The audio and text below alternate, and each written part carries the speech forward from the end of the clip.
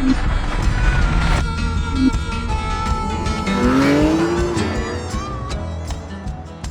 how many wipes do you need? Oh, and as if by magic, the lights come on. Ta-da! So the plan for the moment is to take this engine out. This was an engine we bought after Donington, where we had more head gasket problems, and turned out to be Head gasket gate. head gasket were defective from the manufacturer, which they've accepted. But so we were chasing a problem that wasn't our problem. So that was an engine that's waiting to be rebuilt.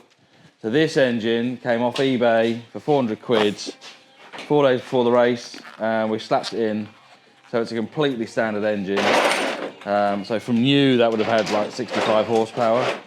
Most of the guys we're racing against have got, I mean, north of 118 up to 138-ish horsepower.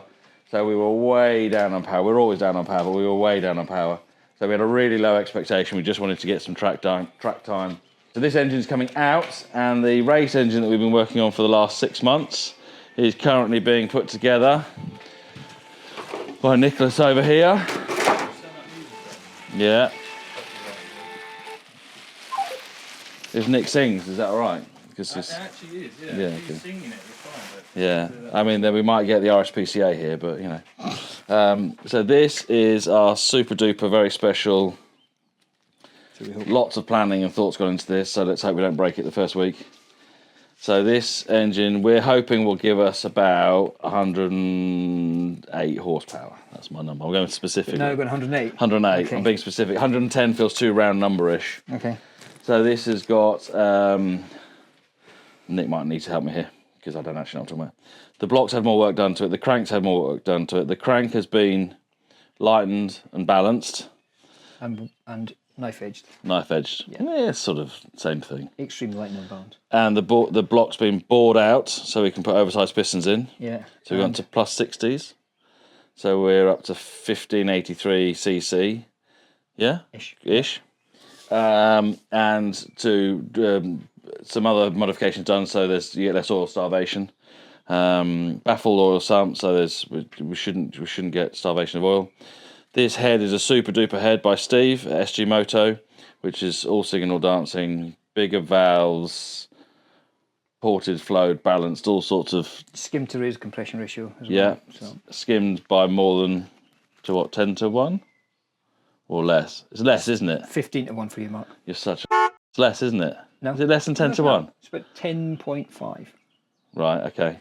And then we've got a more aggressive cam, bigger pistons, which have had to be decked because we've changed head gasket styles. So the block was decked to account for this head gasket, so we're trying to get around better head gaskets. But then the pistons have to be shortened as well, so that's all been quite a lot of work. Thankfully, Steve's helped us out on that. What else? There's nothing else trick going on here, is there? Lightened flywheel. Yeah.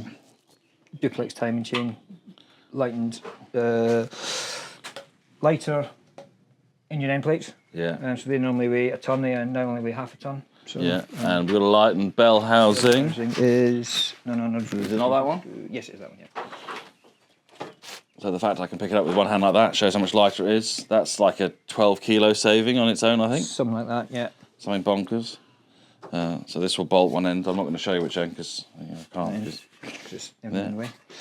So this is going to be our super duper engine, which we're hoping to have for Brands Hatch at the end of May. So this engine is nearly finished. That's Rocker cover's got to go on. Rocker cover's got to be painted and put on. Painted. Yeah, you should see the city of them. And then so that engine's going to come out today, and that engine is going to go in Tomorrow. Today. And so this will then become our spare engine. So we'll just keep this, lift it off. The only thing that's going to come off this is the carbs and the headers. And manifolds. Yeah? Yeah, carbs and exhaust manifold. Yeah, so we're sticking with SUs, which everyone says we're wrong. Again, we should be using Webers. Where's the Weber? Just to compare it. So this is what most other people are using. Yeah, but most other people are using an AC range engine as well. So. Well, we're ignoring the fact that we use a different engine to everyone else. Right. So this is a Weber, and this is twin SUs. So I'd quite like to stick with the SUs on this because I like the fact we're different.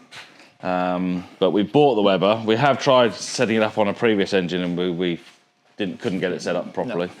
So I like the SUs. We've got a set of slightly bigger SUs, I think, is what we'll end up going, but they'll come off. This engine will come out. This will be a spare engine. It'll be untouched. But this was a completely standard engine with a mildly modified head.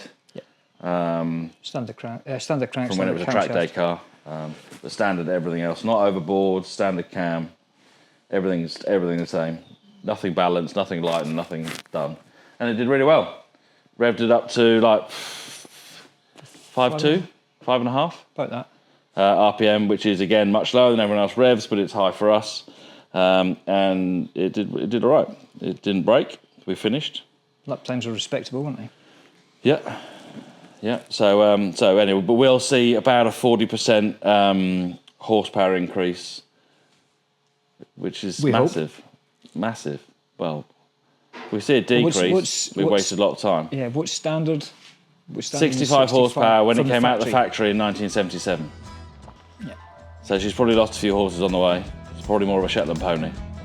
And it's time to make a stallion. No, that's terrible. That's so cheesy. It's time to make a stallion. Can't say that. Anyway, we should see some more horses under the bonnet. So we'll go well. And some new tyres. We can get some new tyres for that. As we've worn tyres out. I can't believe we've worn tyres out. Anyway. So you need to go on with it now. Do. Come on then.